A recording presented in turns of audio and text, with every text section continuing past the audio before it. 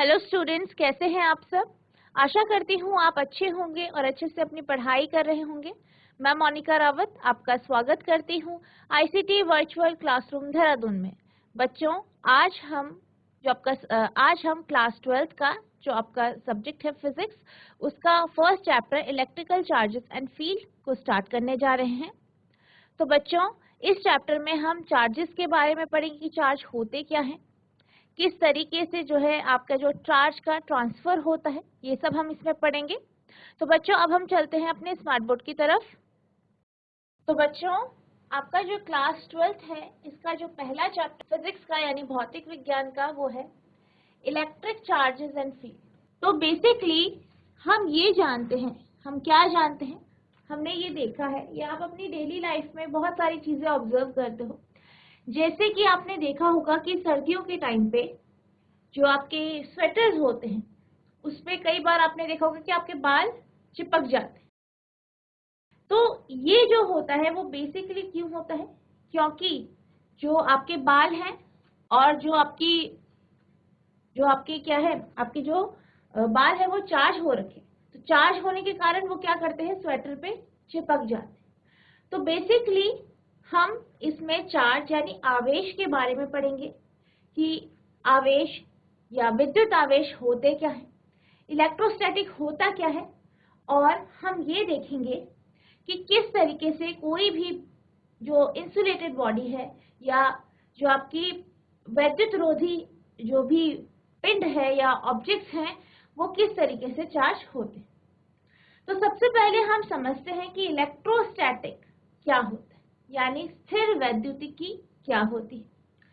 जब भी हम इलेक्ट्रोस्टैटिक की बात करते हैं तो हम ये कह रहे हैं आपके जो चार्ज हैं, जो आवेश है, जो स्टैटिक पोजीशन में है यानी स्थिर अवस्था में है, एक पोजीशन में यानी जो मूव नहीं कर रहे हैं, हम उनकी बात करते हैं। तो बेसिकली जब भी हम इलेक्ट्रोस्टैटिक के बारे में कहते हैं तो हम ये कहते हैं कि जो इलेक्ट्रोस्टैटिक होता है वो स्टैटिक चार्जेस से जो फोर्स उन पे लग रहा है या उनके द्वारा अप्लाई हो रहे हैं, जो उनके द्वारा फील्ड या क्षेत्र उत्पन्न हो रहा है, उनके द्वारा जो विभव उत्पन्न हो रहा है, इसके बारे में हम पढ़ते हैं। यानी जब भी हम इलेक्ट्रोस्टैटिक या स्थिर विद्युत के बारे में बात करते हैं तो हम ये कहते हैं कि जो चार्ज है, जो आपका आवेश है, वो स्थिर अवस्था में है, एक जगह स्टेशनरी है, एक जगह जो है वो स्थिर।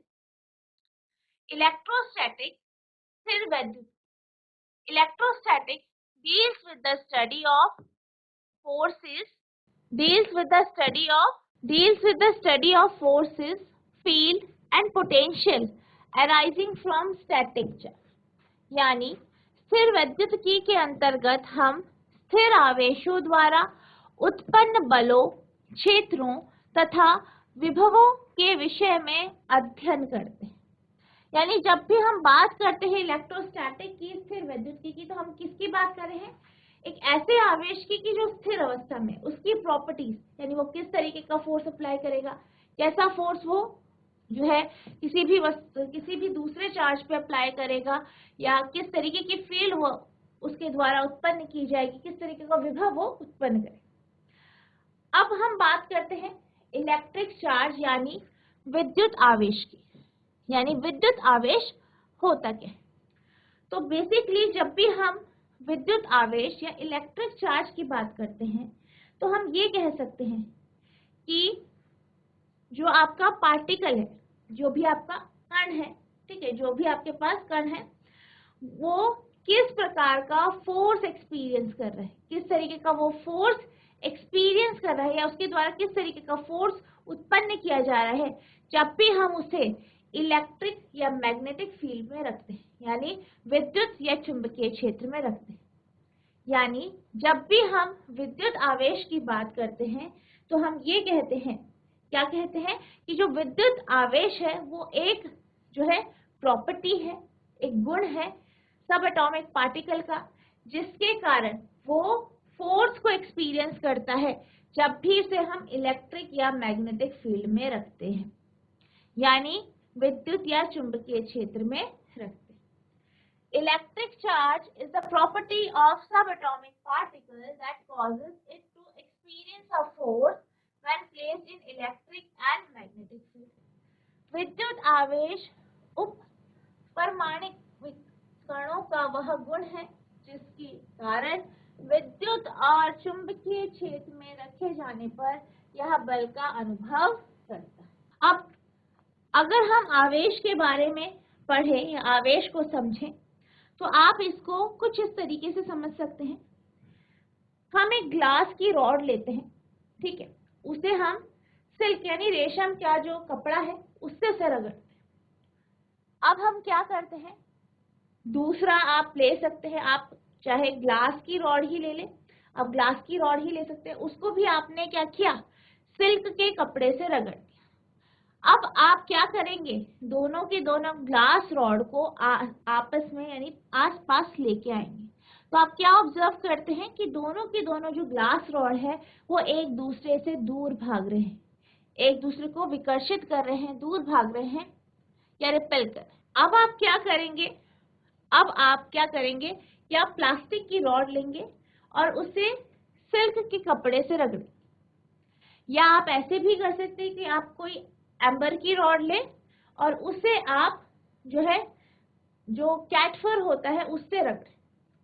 अब आप उन्हें यानी जो आपकी एम्बर की रॉड है या आपकी जो प्लास्टिक की रॉड है और जो ग्लास की रॉड है, इनको आप पास में लेके आएंगे।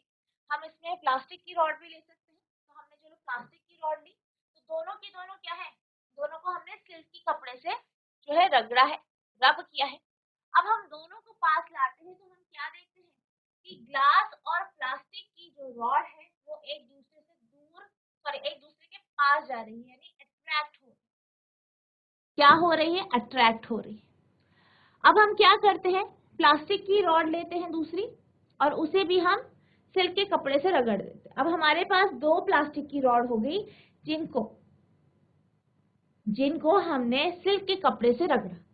अब हम इन्हें पास लेके आएंगे, इन दोनों प्लास्टिक की रॉड को। तो हम क्या देखते हैं कि ये दोनों प्लास्टिक की जो रॉड हैं वो एक दूसरे से दूर भाग रही हैं या रिपेल कर रही है या विकर्षित कर रही है एक दूसरे को।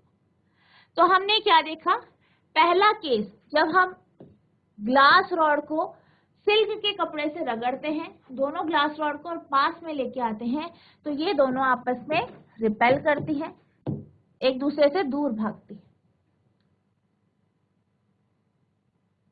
अगर हम एक प्लास्टिक की रॉड जिसे हमने सिल्क के कपड़े से रगड़ा है और ग्लास की रॉड जिसे हमने सिल्क के कपड़े से रगड़ा है, इन दोनों को अगर हम पास में लेके आते हैं तो ये क्या करती हैं, एक दूसरे को अट्रैक्ट करती है ना, यानी आकर्षित करती है।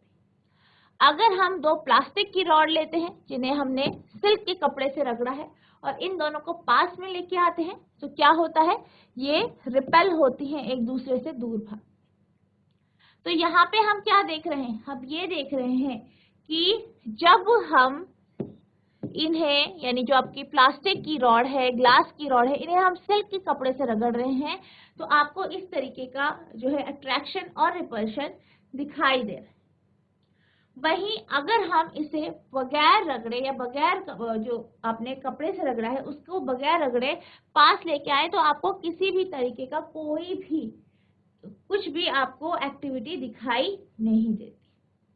तो इसका मतलब क्या है, इसका मतलब यह है कि जब हमने कपड़े से ग्लास रॉड को रगड़ा, प्लास्टिक के रॉड को रगड़ा, तो क्या हो गया, वो चार्ज हो गया रब के कारण, रबिंग के कारण, यानी उसमें क्या आ गया है, आवेश आ गया। और आवेश आ गया है तो इसीलिए हमें रिपल्शन और अट्रैक्शन दिखाई दे। अब हम बात करते हैं कि हमें पहले केस में जब हमने दो ग्लास की रॉड जो कि हमने सिल्क के कपड़े से रगड़ी है उसको पास लेके आते तो वो रिपेल होती है, और सेकंड केस में आपका ग्लास और प्लास्टिक की रॉड जब हम पास में लेके आते हैं जिन्हें हमने सिल्क के कपड़े से रगड़ी है तो हम ये देखते हैं कि वो आपस में एक दूसरे को आकर्षित करती है यानी अट्रैक्ट होती है। और तीसरा जो हमने देखा था कि हमने दो प्लास्टिक की रॉड ली और उन दोनों को सिल्क के कपड़े से रगड़ा और पास लेके आए और वो एक दूसरे को रिपेल कर दी।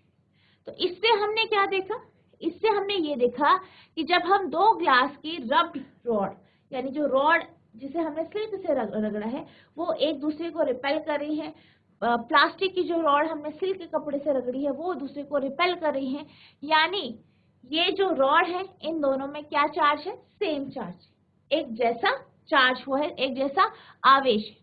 वहीं जब हम बात करते हैं, जब हम जो आपका ग्लास का रॉड है, ठीक है, या प्लास्टिक का रॉड है जिसे हमने सिल्क के कपड़े से रगड़ा है, उन्हें जब हम पास में लेके आते हैं तो वो एक दूसरे को अट्रैक्ट करती है।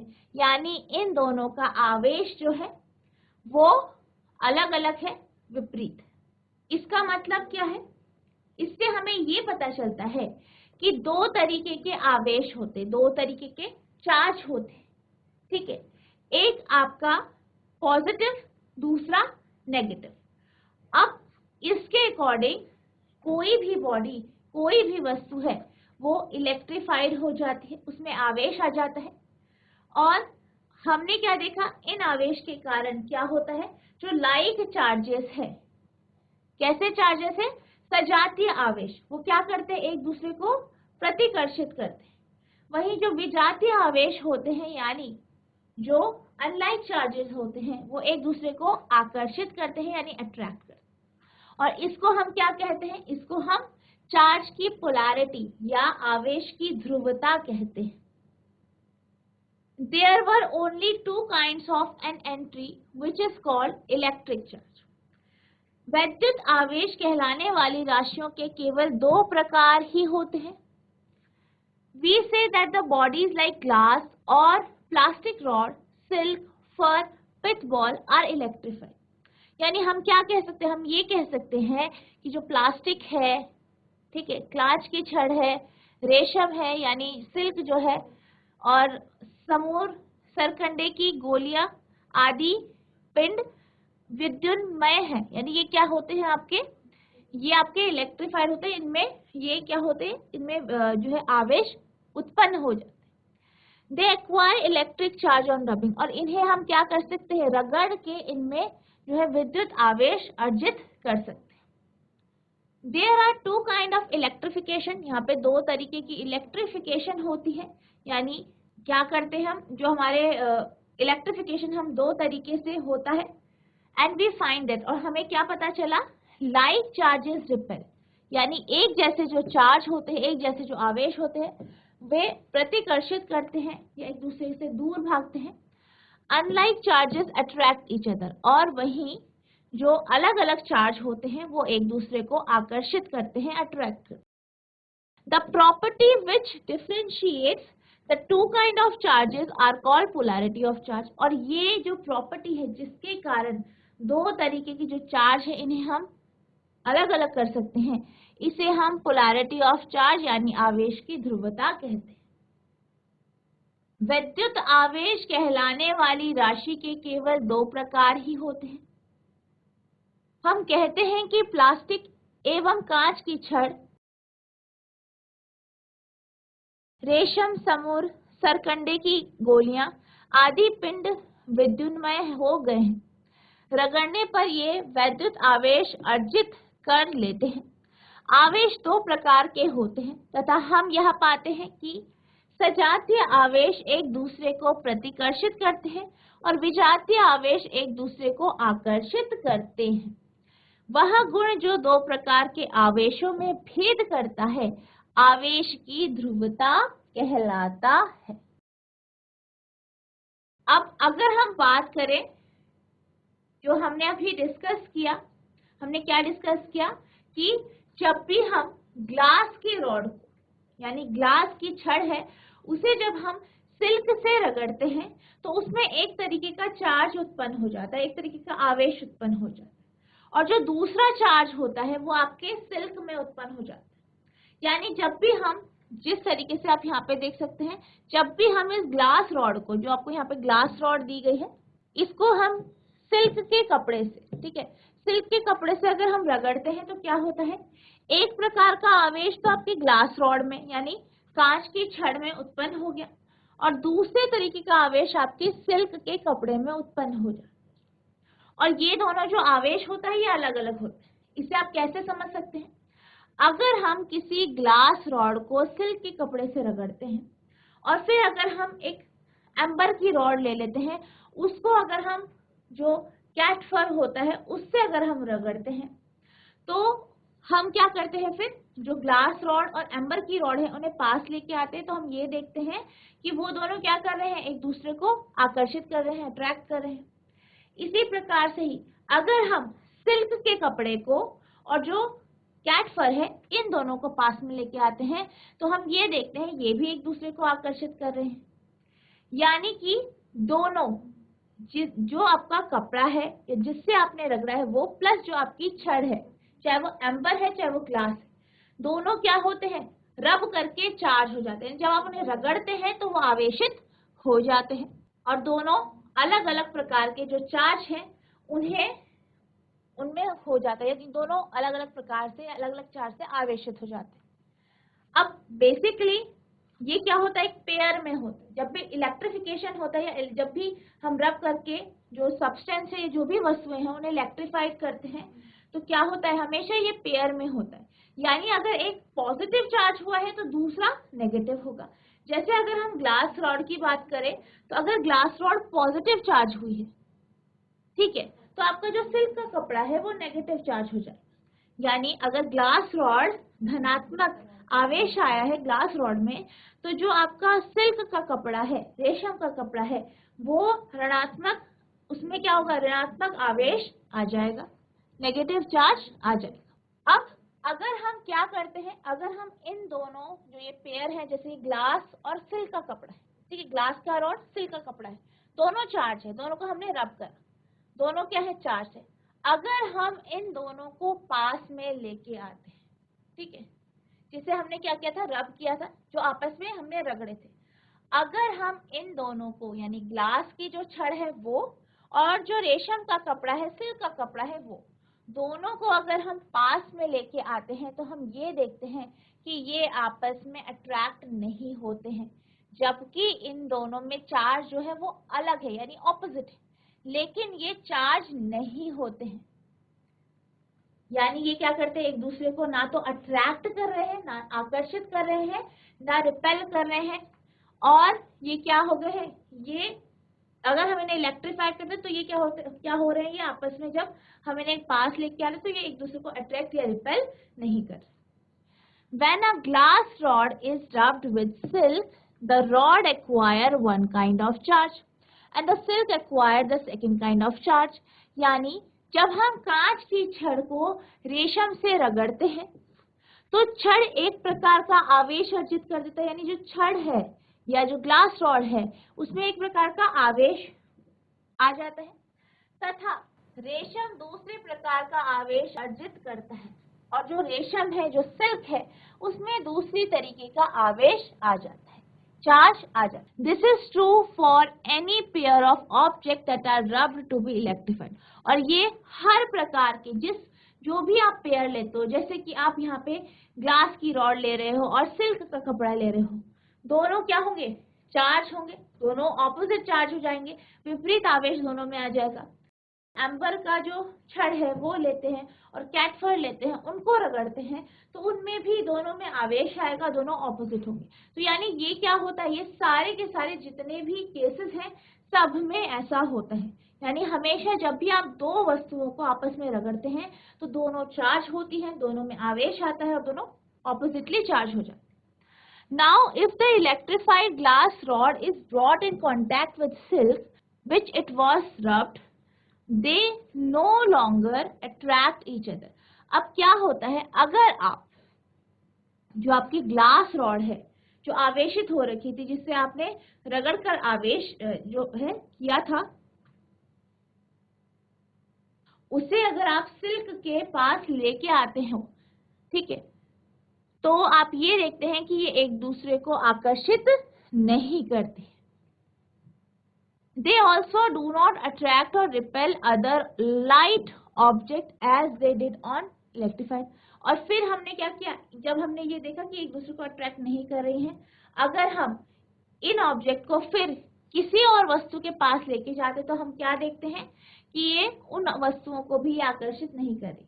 जैसे कि हम बात कर रहे थे सिल्क की और ग्लास रॉड की, तो हमने क्या करा, दोनों को आपस में रगड़ा, दोनों चार्ज हो गए। अब हम दोनों को पास में लेके आए, एक दूसरे को अट्रैक्ट नहीं कर रहे, दोनों चार्ज हैं, ऑपोजिट चार्ज हैं, पर एक दूसरे को अट्रैक्ट या रिपेल नहीं कर रहे हैं। किसी भी तरीके का आपको यहाँ पे जो है एक्टिविटी या अट्रैक्शन शो नहीं हो रहा। अब आप क्या करेंगे, इनको किसी दूसरी वस्तु के पास लेके जाएंगे। जैसे कि हम क्या करते हैं, सिल्क को कैट फर के पास लेके जाते हैं, तो हम क्या देखते हैं, ना रिपल्शन हो रहा है ना अट्रैक्शन हो रहा है। इसी तरीके से अगर हम ग्लास रॉड को एम्बर की रॉड के पास लेके जाते हैं, तो हम क्या ऑब्जर्व करते हैं, क्या देखते हैं कि ये एम्बर की रॉड को ना अट्रैक्ट करी है, आकर्षित करी है, ना उसे प्रतिकर्षित कर रही है। जब कांच की छड़ को रेशम से रगड़ते हैं तो छड़ एक प्रकार का आवेश अर्जित करता है तथा रेशम दूसरे प्रकार का आवेश अर्जित करता है। यहाँ उन सभी वस्तुओं के लिए युगल के लिए सत्य है जो विद्युन्मय होने के लिए परस्पर रगड़ते हैं। यानी ये सबके लिए होता है, जो जिन्हें हम आपस में रगड़ते ताकि वो इलेक्ट्रिफाइड हो जाए, उनमें क्या हो जाए, चार्ज आ जाए। अब यदि विद्युन्मय कांच की छड़ को उस रेशम के संपर्क में लाते हैं जिससे उसे रगड़ा गया था, तो वे अब एक दूसरे को आकर्षित नहीं करते। ये अब अन्य हल्की वस्तुओं को भी आकर्षित अथवा प्रतिकर्षित नहीं करते, जैसे कि ये विद्युन्मय होने पर कर रहे। तो अब क्या हो गया, बेसिकली जब हम इन दो वस्तुओं को जिन्हें हमने पहले चार्ज किया था, इनको जो पास में लेके आ रहे हैं, तो क्या हो गया है, जो चार्ज है वो खत्म हो गया। क्या हो गया है, खत्म हो गया है जब हम इन्हें कांटेक्ट में लेके आते हैं, इनको पास लेके आते हैं। यानी बेसिकली क्या हो रहा है कि जो चार्जेस हैं, और ये चार्जेस कैसे हैं, अलग अलग हैं, और दोनों किस कारण हुए, जब हमने इन्हें आपस में रगड़ा। तो ये क्या हो गए, जब हम इन्हें पास में लेके आए तो ये न्यूट्रलाइज हो गए। क्या हो गए, न्यूट्रलाइज हो गए, और हमें किसी भी प्रकार का अट्रैक्शन दिखाई नहीं।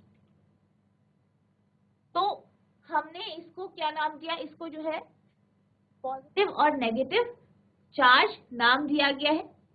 और किसके द्वारा दिया गया है, बेंजामिन फ्रैंकलिन एक साइंटिस्ट थे, अमेरिकन साइंटिस्ट, इनके द्वारा इन्हें पॉजिटिव और नेगेटिव, धनात्मक और ऋणात्मक नाम दिया गया। अब अगर हम बात करते हैं ग्लास रॉड की या कैट फर की, ठीक है, तो ये जो है ये ज्यादातर पॉजिटिव चार्ज होते हैं, इनमें जो आवेश उत्पन्न होता है वो धनात्मक आवेश होता है। वहीं जब हम प्लास्टिक रॉड और सिल्क के कपड़े की बात करते हैं, प्लास्टिक की छड़ और रेशम के कपड़े की बात करते हैं, तो इनमें जो आवेश उत्पन्न होता है वो नेगेटिव यानी ऋणात्मक होता है। तो अगर कोई भी ऑब्जेक्ट जिसमें किसी भी प्रकार का विद्युत आवेश है, तो हम उस ऑब्जेक्ट को विद्युन्मय या आवेशित यानी इलेक्ट्रिफाइड या चार्ज कहते हैं। और अगर किसी भी वस्तु में किसी भी प्रकार का चार्ज नहीं, किसी भी प्रकार का आवेश नहीं है, तो ऐसी वस्तु को हम अनावेशित वस्तु यानी इलेक्ट्रिकली न्यूट्रल ऑब्जेक्ट कहते हैं। Thus, the charges acquired after rubbing are lost when the charged bodies are brought in contact.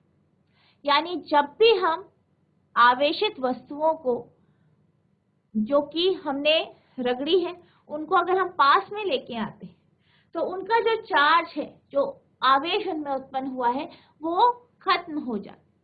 It just tells us that unlike charges acquired by objects, unlike charges acquired by the object neutralizes or nullifies each other.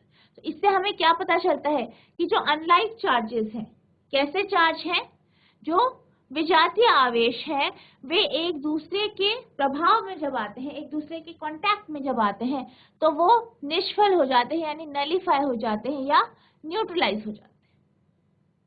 यानी एक दूसरे का जो effect है उसे वो क्या कर देते हैं, न्यूट्रलाइज कर देते हैं, निष्फल कर देते हैं। Therefore, the charges were named as positive and negative by American scientist Benjamin Franklin. और यही कारण है कि इन आवेशों को ऋणात्मक और धनात्मक कहा गया, किसके द्वारा, बेंजामिन फ्रैंकलिन के द्वारा, जो कि एक साइंटिस्ट थे, अमेरिकन साइंटिस्ट थे, अमेरिकी वैज्ञानिक थे। By convention, the charge on rod, glass rod और cat's fur is called positive. तो यही कारण है कि जो आवेश ग्लास रॉड में है, ग्लास की छड़ में है या कैट के फर में है, उसे हम धनात्मक कहते हैं. And that one plastic rod और silk is termed as negative. और जो प्लास्टिक की रॉड या सिल्क में होता है उसे हम ऋणात्मक या नेगेटिव कहते हैं. If an object possesses an electric charge, it is said to be electrified or charged. अगर किसी भी वस्तु में इलेक्ट्रिक चार्ज होता है यानी विद्युत आवेश होता है तो ऐसी वस्तु को हम विद्युन्मय अथवा आवेशित कहते हैं. When it has no charge, it is said to be electrically neutral. यानी जब उसमें आवेश नहीं होता है, किसी भी प्रकार का आवेश नहीं होता है, उसे हम अनावेशित वस्तु कहते हैं. इस प्रकार रगड़ने के पश्चात वस्तुओं द्वारा अर्जित आवेश आवेशित वस्तुओं को एक दूसरे के संपर्क में लाने पर लुप्त हो जाता है. यह तो केवल इतना बताता है कि वस्तुओं द्वारा अर्जित विजातीय आवेश एक दूसरे के प्रभाव को निष्फल कर देता है. इसलिए अमेरिकी वैज्ञानिक बेंजामिन फ्रैंकलिन ने आवेशों को धनात्मक तथा ऋणात्मक कहा है. परिपाटी के अनुसार कांच की छड़ अथवा बिल्ली के समूह पर आवेश धनात्मक कहलाता है तथा प्लास्टिक छड़ अथवा रेशम पर आवेश ऋणात्मक कहलाता है. जब किसी वस्तु पर कोई आवेश होता है तो वह वस्तु विद्युन्मय अथवा अविशिष्ट कही जाती है. जब उस पर कोई आवेश नहीं होता है तो वो अनावेशित कहलाती है या अनावेशित उसे कहते हैं.